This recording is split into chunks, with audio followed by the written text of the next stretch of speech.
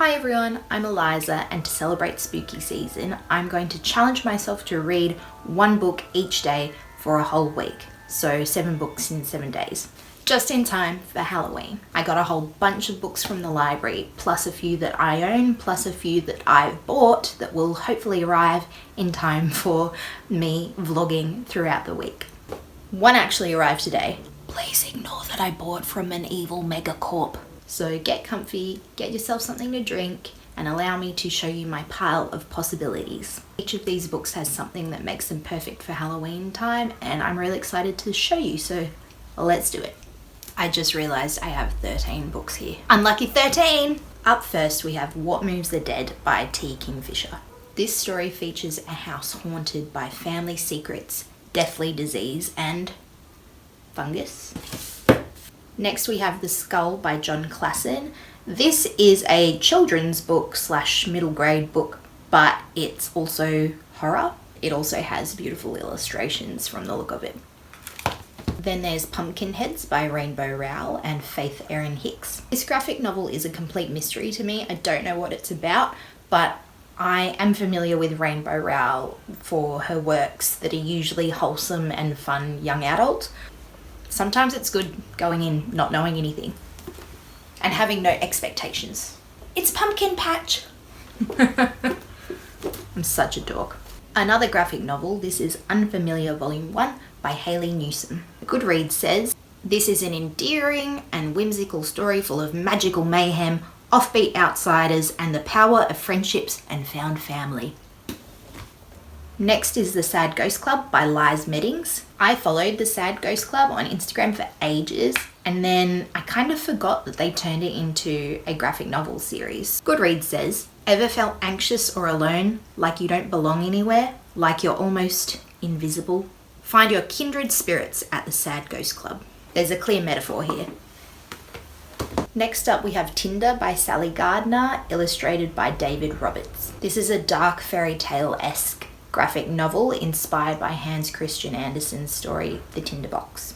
I read this a decade ago and I really don't remember anything about it other than the illustrations were really amazing, and it was dark, sad as well. Do you want to be here while I open this? I just got back from Japan, so this book is perfect. You'll see why in a second. Oh no, don't look, no spoilers. Okay. This is Onobi, Diary of a Yokai Ghost Hunter by Atelier Sento. This is a graphic novel about 2 kids who visit Japan and they find an antique camera that captures photos of the yokai, which is the Japanese word for monsters and supernatural beings like ghosts and demons. I thought this would be perfect because it ties in Japan and ghost schools, goblins, whatever there may be. This one I think is very appropriate for this month, and it is Slewfoot by Brom. This is a historical fiction novel set in a Puritan colony in New England. I know that there's something about a young woman in this colony who makes some kind of deal or pact with a demon or a spirit or maybe the devil itself. Even though this has illustrations, it is definitely for adults and the illustrations are pretty eerie. I'm suspecting that this is our main character. Ooh. Next, The Well-Known Tale of Frankenstein by Mary Wollstonecraft Shelley. I just filmed everything and thought that nothing had recorded. But thankfully it recorded up to Frankenstein, which was book number 9. So we've got a few more to go. If the camera quality or audio quality is worse, I'm sorry, because I flipped my phone around because I'm scared that I'm not going to know if it stops recording. I'm totally fine, everybody. Frankenstein is regarded as the original science fiction piece of work, or at least one of them, if not the one. This is the story of Dr. Frankenstein and his monster, but who is the real monster in the story? This is a classic I've wanted to read for years, but I don't know if I want to read it within this challenge because it's something that I've wanted to pick up when it's the right moment to enjoy and savor, and I don't know if I want to rush through it, and it is one of the longer books in this list. So I might save it. It's a mystery. Another classic on this list, which hasn't arrived to my home yet, but I'm hoping it does within the next week because I really want to read it, is Carmilla by Sheridan Le Fanu. Carmilla is a Victorian vampire novella which predates Dracula by about 26 years and was actually one of Bram Stoker's main sources of inspiration for his novel Dracula.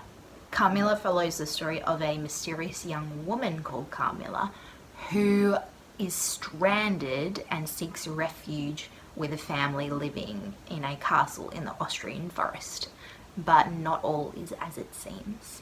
Next up, I have two short story anthologies of grisly gruesome tales. The first is The Sister Who Ate Her Brother and Other Gruesome Tales by Jen Campbell, illustrated by Adam D'Souza. This is an anthology of 14 folk tales and fairy tales from around the world, retold in their original gruesome manner.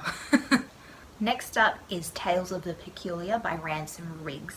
This is a standalone short story anthology of peculiar tales, but I understand that it also links to his other series, Miss Peregrine's Home for Peculiar Children. But I just threw this in here because I've had it for a while, but I haven't read it, and it was sitting on my shelf all lonely.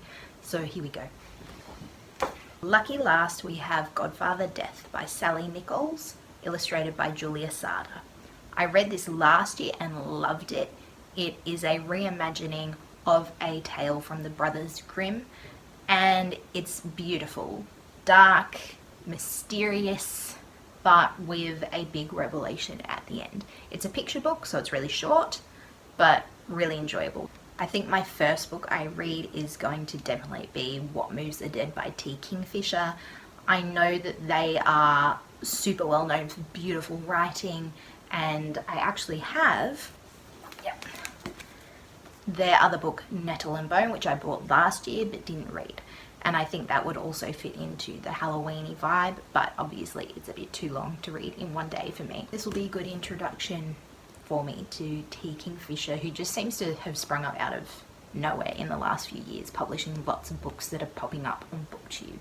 I plan to read the longer books like these novellas on days where I don't have work, and when I am working I will probably rely on some of those graphic novels and shorter picture books, because I haven't done a challenge like this before and I'm excited, but also I know that it will be a challenge for me, but a challenge is good. Thanks for joining me, and rotten and rancid reading to you on this Halloween season, and stick around to see what I read, starting with this tomorrow. Bye.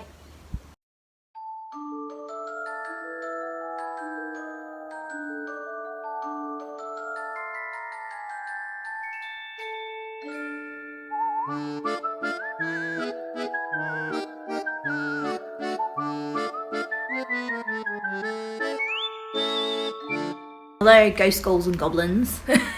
Today's the first day of the challenge. It's a Wednesday. Wednesday's child is full of woe, so I feel like that makes sense for today. I have my first book picked for the day, which I'm really excited about. I'm not working today, so that means that I can take advantage of tackling one of the longer books on the list, which is What Moves the Dead by T. Kingfisher. This is... I don't know much about it. It's based on an Edgar Allan Poe. It's 165 pages, published in 2022. It is technically gothic horror, and it's giving Mexican gothic vibes with a sort of psychological element and haunted house. But I believe, just like Mexican gothic, that there is some kind of thing with fungus and mushrooms and stuff like that. So we'll find out. And this cover is really disgusting but also quite beautiful, and I think it's setting up the tone of the book nicely. So let's go to Pilates, or I'll go to Pilates, and I'll see you after. Bye.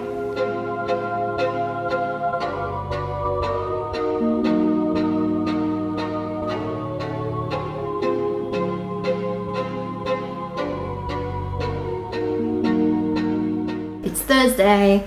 I completely completed my first day of the challenge yesterday, reading What Moves the Dead by T. Kingfisher. It did take a few chapters to get into with the tone of voice and the characters and the historical setting and trying to work out if it was a real setting or fictional when it's fictional. The main character, the protagonist, is a soldier who has gotten a letter from one of his old childhood friends. There's a brother and a sister. So the sister is deathly ill with some kind of mystery disease, and the brother is also suffering in his own way. There's definitely a psychological element, whether they're all going a little bit nuts or if there's actual ghosts.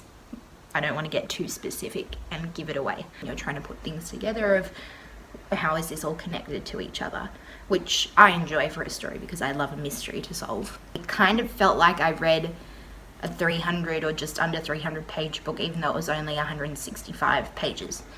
So I feel like for me the pacing was maybe a little bit off. If you like an eerie kind of mystery that unravels, well, I felt like this unraveled slowly, this might be for you.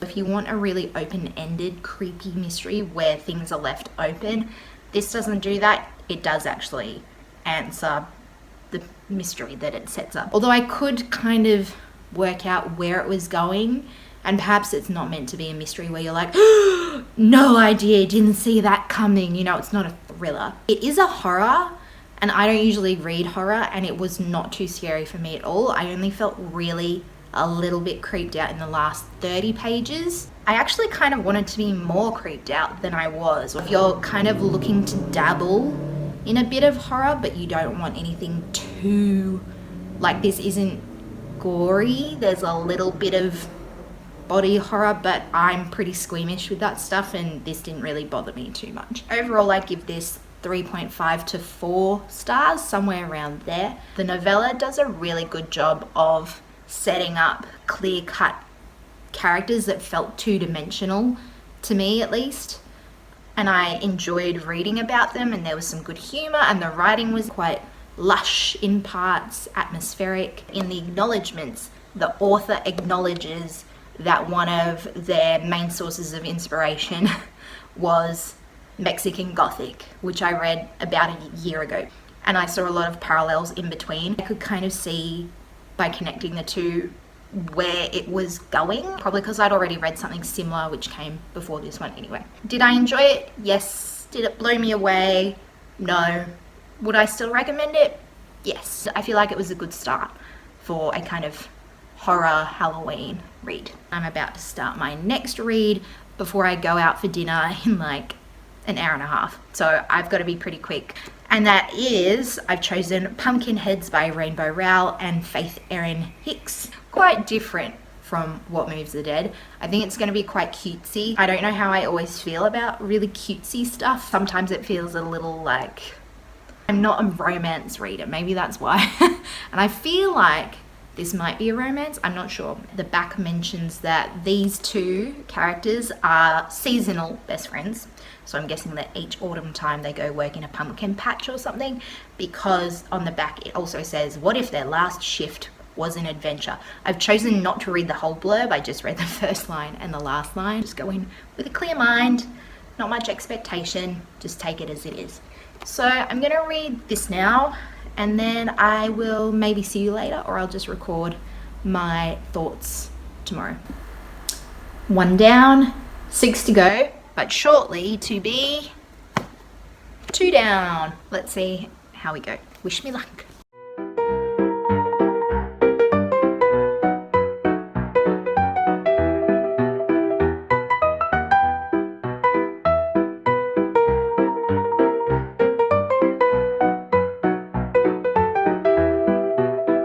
Freaky Friday to you all. Hey, happy Friday to you. I had work and it was a big day and I was really drained when I got home. So I came home and washed my hair straight away and then realized, oh, I have to film. So wet hair, no makeup, it's fine. I read Pumpkinheads last night and it was really cute. I liked it more than I anticipated liking it, actually. It's hard to kind of rate because I'm not a massive graphic novel person usually. I'm very sporadic with when I read them. Considering it's not my usual thing that I kind of read, because it is contemporary fiction that I would say is young adult, I did enjoy it more than I thought I would. There's two friends and they work at this pumpkin patch every October kind of fall season. They're having a last hurrah for their last one before they go to college. You can kind of see where it's going once it starts. There's a pattern and they're kind of on a wild goose chase. It delivered on what it was, you know?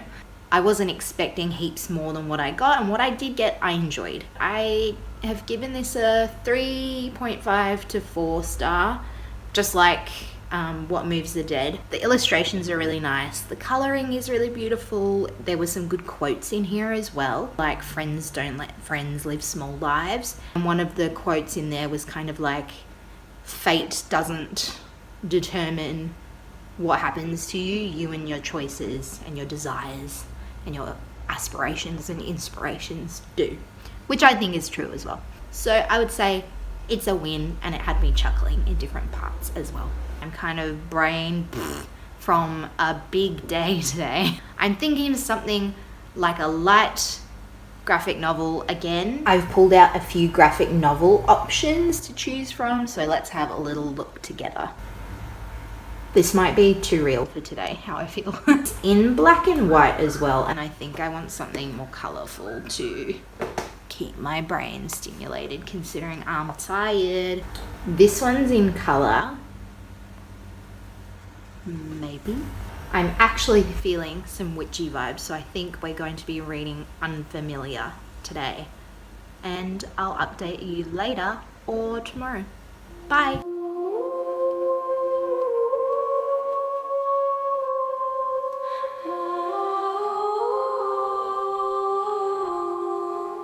Spooky Saturday to you. It's a new day, a new sleigh, a new book to read today. Yesterday I read Unfamiliar Volume 1. It was really enjoyable and cute. The illustrations were actually more vivid than the cover. The cover actually kind of darkens and mutes the colours down a little bit. It was a sweet story. It was actually not fully wrapped up by the end of the graphic novel, so it's very much like if you want to know what happens fully within the first part, you have to read volume 2. So that was a bit of a letdown, but I would be interested to keep reading it. Oh, my dog's coming. I can hear her. Daff, hi! This is my dog Daphne. She's clearly heard something outside and is trying to work out where it is, so say hi. Who's that? Do you recognize you? Do you know? No, you don't know. It's okay. There's currently not a part 3 or volume 3 out yet, but I believe there's going to be one next year. I did chuckle a lot during Unfamiliar, and I thought there were lots of bits that were clever, like each of the witches in the story, there's 4 kind of who form a little group of friends. That's the found family aspect. There was one part where Planchette, the main character, who's a witch, her familiar, Winston, who's a rabbit, they move into a haunted house, basically, is the premise at the very beginning, and there are ghosts everywhere, and it's overrun by ghosts, and the ghosts are not particularly friendly, it seems. And Winston is like, I have a very delicate, what's the word? Not complexion. He's quite like grumpy and sassy. It's already like 4 p.m. and I haven't decided what to read. Today might be a Tinder day. That's what my gut's telling me. Yes, I have decided. This is the one that I read like a decade ago. I think it was published in 2013. Let's see how I feel about it now compared to a long time ago when I read it. And I think I rated it 4 stars. Tinder, here we go.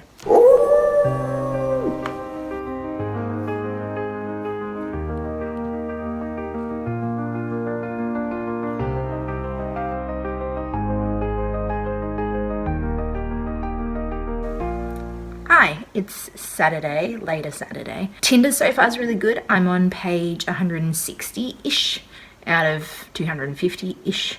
So I've got a little bit more to read, but I just got home and I'm going to make some dinner, and I really feel like watching the Red Riding Hood movie, the 2011 one. Tinder and Red Riding Hood both have werewolves in these versions. So there's something wolfy going on tonight. And later I'm going to finish Tinder. It's very dark fairy tale, Brothers Grimm style storytelling. It also reminds me a bit of like Stardust by Neil Gaiman. I haven't read the book, but based on the movie, of how there's kind of like a few things going on, a few backstory, prophecy, mysteries that are going to intertwine towards the end. And a lot of mystery and kind of darkness. It has a lot of lush language that's very decadent and poetic. The illustrations, as I remembered, were very, I want to say vivid. They're not, because they're black and white with splashes of red. It totally fits the vibe of what I was into 10 years ago when I was reading a lot of kind of fairy tale retellings, which was also like the trend at the time. I'll talk to you later after some tacos, or tomorrow. Going out tomorrow though, so I have to read a shorter book, or at least make sure that I read a lot in the afternoon. I did put another book that's a mystery on hold at the library, so if that appears during this week, you might be in for a mystery book. We shall see.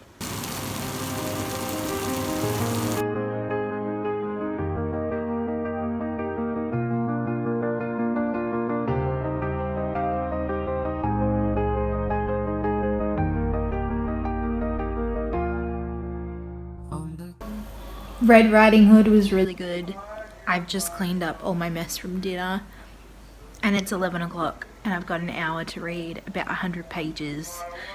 So let's go.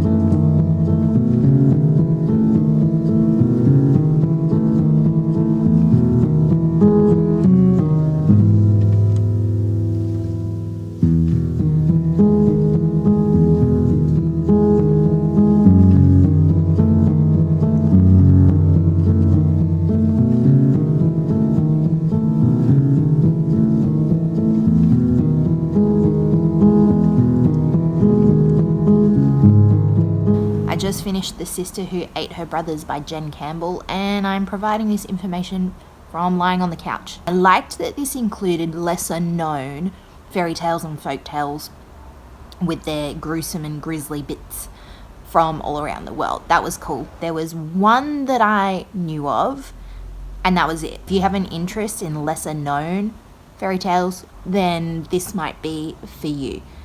The writing was very simplistic in the way that, you know, this isn't a book really for, well, it's for everyone, but it's not written at an adult academic level or anything.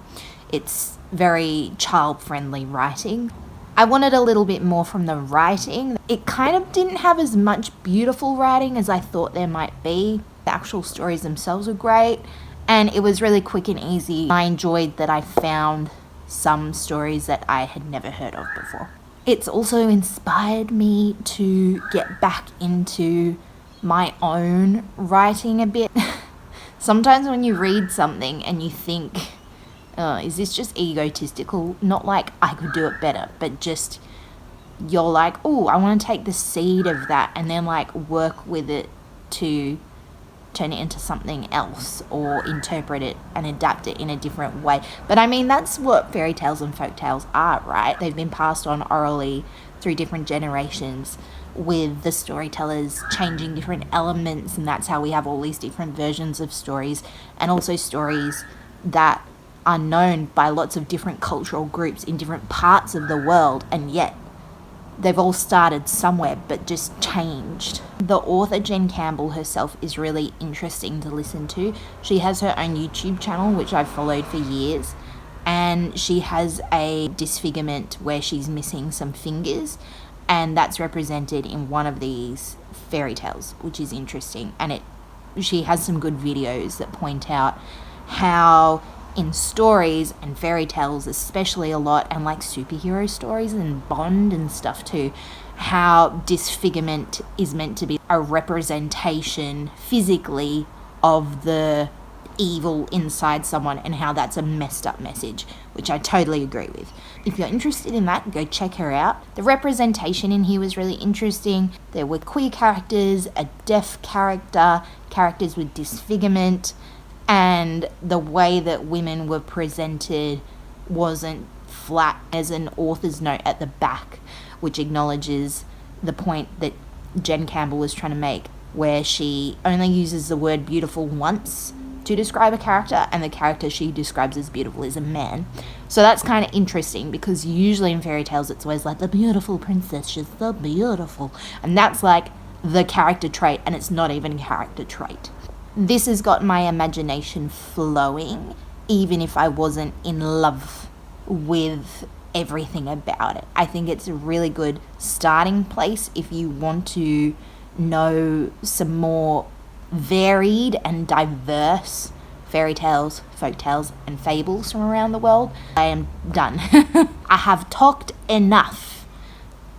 Goodbye. It's Merciless Monday. I hope you're having a good day. I'm sitting outside the library currently because I have a problem, which is that I can't stop borrowing books. It just got really sunny. I didn't know that The Graveyard Shift by M.L. Rio was so short, and it's a new release that I have been wanting to read. M.L. Rio wrote If We Were Villains, which I've read I think the year before last year maybe, which I enjoyed. It was a really good premise, but the execution kind of lacked a little bit of something for me. So I thought I'd pick up this book. It's a new release this year in 2024, and it's pretty short. It's only 123 pages, so I feel like that's quite manageable. I had it transferred over from a different library to my library, even though the other library wasn't very far away, but I couldn't get there on the weekend. So there you go. That's one. Another book I'm excited about is Fangs. It's a graphic novel for grown-ups. I don't know much or anything about it. I am assuming there's a female vampire, so that's cool. We'll see. Who knows? I have all these books. Who knows if I'm going to read them all. Then there's this one that was suggested to me on Goodreads because I read Unfamiliar, the other graphic novel about a witch, because this is also a graphic novel about a witch. It is called Coven by Jennifer Dugan and Kit Seaton. This, I believe, is about a witch who's either coming into her powers or having some difficulty with being a witch, or is not fully into the idea of being a witch, something like that. But then members of her witchy family are being murdered. This will be a bit of a murder mystery kind of witchy fantasy, which sounds intriguing to me. I thought the art style looked quite cool. Yet again, I've got a whole bunch more books to read, as if I didn't have enough already. Greedy, greedy, greedy. But hey, that's the good thing about libraries, is you can pick up what you want when you want, unless someone else already has it. Isn't it amazing? My library lets you borrow up to 30 books at a time. I also have some novels that I've borrowed from the library, but I haven't actually been reading them, obviously, this week, because I can't read a novel in a day. I'm really excited about these, especially The Graveyard Shift, because I feel like I've heard people talk about it a lot. I want to be part of the conversation. The books say bye-bye.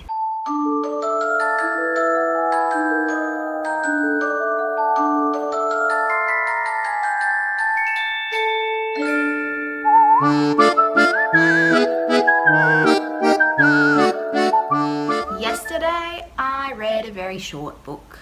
I was actually thinking that I might read The Graveyard Shift or something longer. I was being a bit ambitious because my housemate and I had a friend come over, and by the time I actually went to read something, it was like 11:30 p.m. So I stayed up and I read something very short, which is Godfather Death by Sally Nichols. I read this last year and loved it, and it's held up. I still rate it 5 stars. It was brilliant. The illustrations are amazing. It's a retelling of a fable by the Brothers Grimm, and it's really short. It's a picture book. Aren't the colours amazing? And I love the type and how it's spread out on the page. There's a lot of beautiful detail to these drawings, and though the story itself is simple and the writing is not overly complex or with flourish, particularly, it's still really a great story. I feel like it has a good message, but also kind of a dark message. I'm glad I reread it. But then I was thinking for today, I would read one of my novellas or one of the longer texts that I had gotten from the library. But I'm so tired. You know, when you're like, you have kind of just a headache brewing. Even though reading is a form of relaxation, it's still a form of work as well, because you need to like dedicate yourself to it, to actually invest and take time to decipher what you're reading and take it in and enjoy it. And I don't think I have a lot of that in me today, which is a shame because I really wanted to end this challenge with a bang. And it's especially annoying because look what appeared in the mail today. I wish this had shown up earlier because I think I'll still read it soon. I say that about a lot of things, but I am really excited for it. But I don't have it in me to, and it's already like 7:30 or something PM. I don't know what time it is. It might not be that late, but it feels late to me. But as I say, books are there for when you will read them at the right time. Carmilla, I'm sorry. But that's okay. I've still got it for later. And I have a similar book that I think I'm going to read today instead.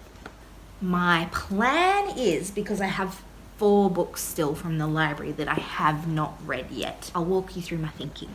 Let's see, the last one I show will be the one that I'm thinking of reading today, and let's see if you remember all the books that I have out from the library and see if you can work out which one it's going to be. So first up, I will not be reading The Skull today, even though I feel like it would be great and it's a picture book that I still do want to read. I want to go for something that's a little bit more of a challenge than another picture book today. Next is a graphic novel, The Sad Ghost Club, which I just feel a little like I want a little bit more escapism rather than healing fiction.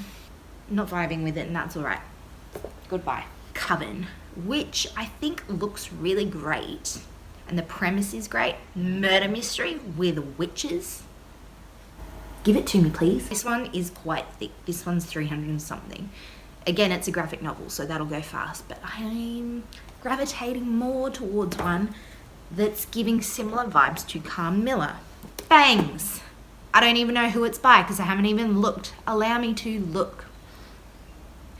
Sarah Anderson, the author of Sarah's Scribbles. I know that's on Instagram. Is that the little character who's a girl who's got like the choppy black bob and wears I think a stripy shirt? On the back it says it's a love story between a vampire and a werewolf. Up my alley. Faux show. It matches the flowers and the decor. It's a sign. Or I just curated it to look that way so it would be nice while filming. Let's take it easy and be mindful and demure and enjoy this last day of the challenge. Another thing, once I read this book, people, okay, I will have read 50 books this year. For me, that's heaps. Like, you don't understand. Me comparing myself to people on BookTube, I'm like 50 books is nothing. But me comparing myself to other real people in my real life, everyone's like, how have you read so much? And yes, some have been short books. Yes, some have been novellas. And I've read quite a few graphic novels this year.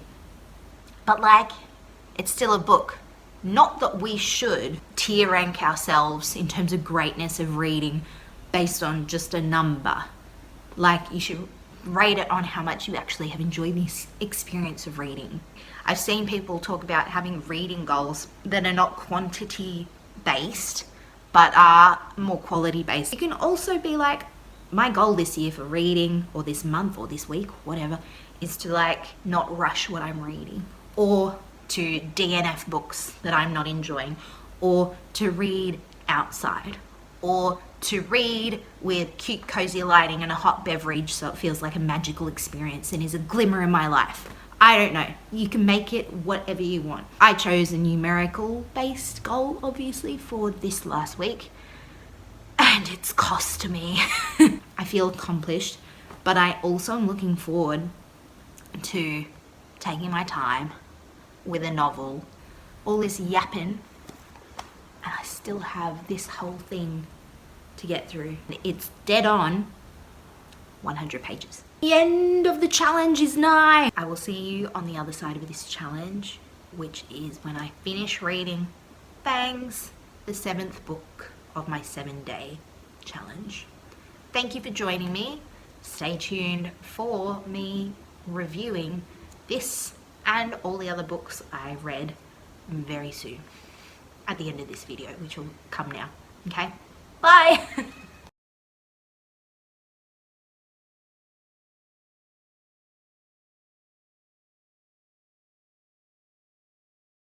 I did it. I read 7 books in 7 days. I feel very accomplished and proud of myself. I've read this stack of books here, which is the equivalent altogether of 1,049 pages. I'm happy. I'm very happy. Even more excitingly, Fangs, which I loved by the way, was the 50th book I've read this year. Pardon? My goal at the beginning of the year was to read 24 books, and pretty early on in the year I was like, I'm going to be exceeding that very soon. And this is the most books I've ever read.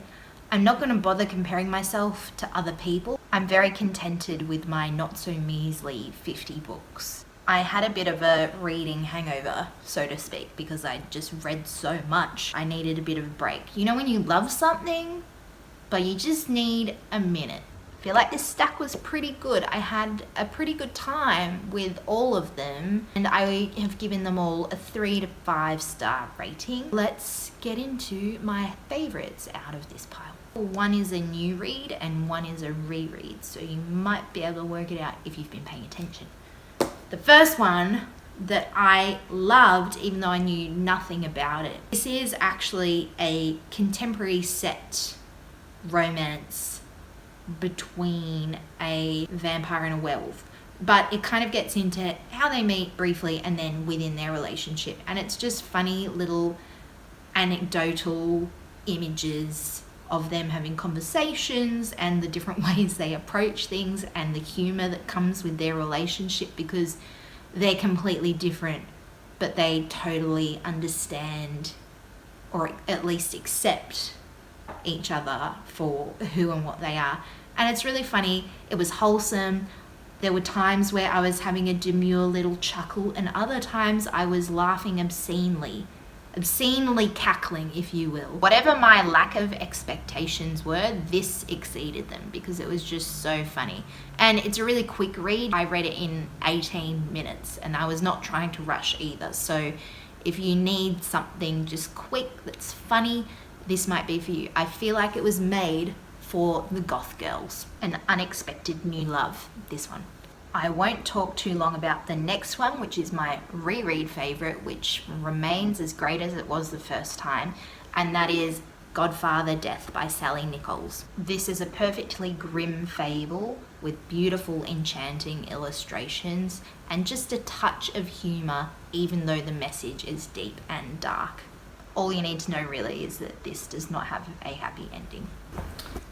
Those are my 5 stars, so now let's look at the ones that I'm giving around 4 stars. Some of them I'm kind of erring on 3.75, but it gets messy when you try to do like 0.25 equivalents. First up we have What Moves the Dead by T. Kingfisher, my first T. Kingfisher read. Considering this is a novella, it had a lot of the elements that I enjoy.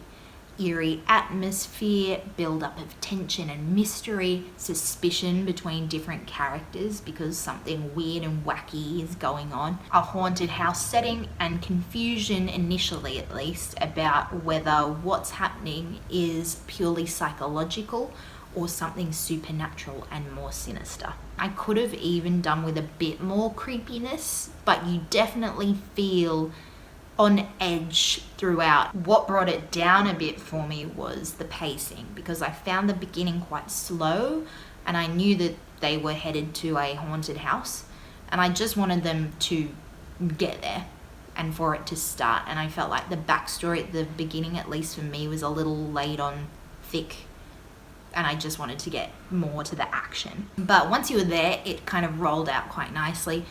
But then at the end, it just kind of wrapped up a bit quickly. There was only a short section at the very end that I felt really like the stakes were high and I was a bit freaked out. And you kind of can see where the story is going, which I don't mind, and I feel like it was done well, but the pacing was a little off for me. Still really like this though. It was good to have a horror that I feel like I've read and enjoyed that's not too horrible, but that I actually wanted more creepiness and fright from. It was kind of weird for me, but it was good. Another 4-star from this challenge is Tinder by Sally Gardner. The illustrations in this are really and truly the highlight. They're black and white with splashes of red, and a few times I kind of had a little jolt because when I flipped the page there was something a bit more frightening than what I was expecting. The writing is dark and atmospheric and almost a little bit poetic too, and you really root for Otto, the main character, who's on a journey and has a quest that he really, with his body and soul, wants to accomplish. Again, the pacing was a little bit off with this one because we follow Otto in his journey, but there's a lot of obstacles that arise and it meanders a little bit, even though you know what he really wants to accomplish, and it takes a while to get there. It kind of only just happens at the end, which maybe is normal for a quest story, and I just don't read them very much, but I kind of wanted more build up, but in a different way where I didn't feel like we were going off to different things. And it all comes together at the end, but it was just a little bit off. I just flipped to one of the scary pages. Again, was not expecting it. Very striking. Another 4-star, Pumpkinheads, a completely different graphic novel to Tinder, but with the same kind of issue of pacing because the characters are on a kind of quest on their last day working in a pumpkin patch, and obstacles continue to arise and they get diverted multiple times. But it just kind of annoyed me a little bit. Ironically, the message of the story is kind of to enjoy the journey and not take things for granted. This was wholesome and cute with a few tidbits of wisdom about fate and our choices. And yeah, it was fluffy, but it was just the right amount of fluffy where it wasn't too fluffy for me. And now we come on to the 3 stars. The first is Unfamiliar, which is a fun little introductory story into this world of witches. The witches in here form a cute little friendship group, and we see the issues that they're tackling in their personal lives, which can also be quite funny and a little sad at times too.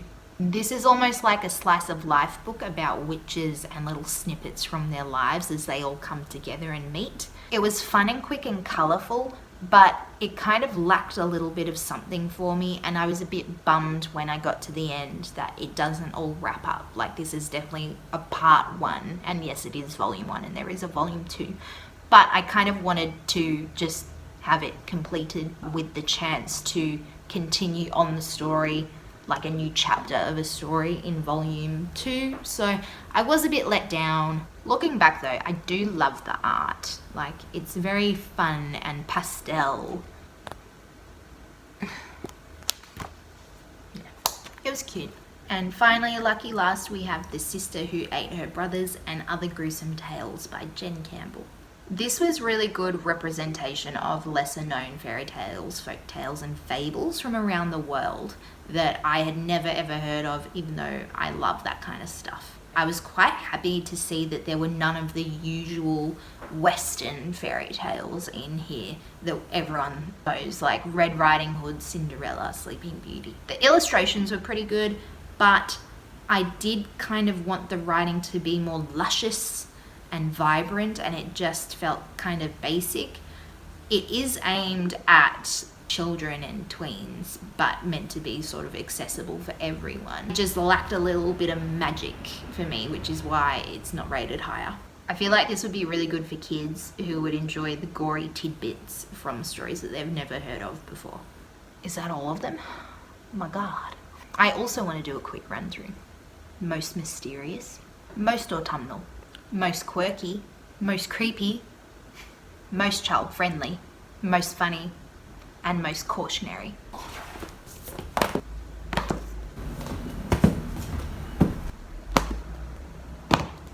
Thank you for joining me for this challenge. I really enjoyed it, and if you would like to challenge yourself to do something similar, go for it. Wishing you a happy Halloween, and thank you for joining me, and I'll see you in the next one. Bye.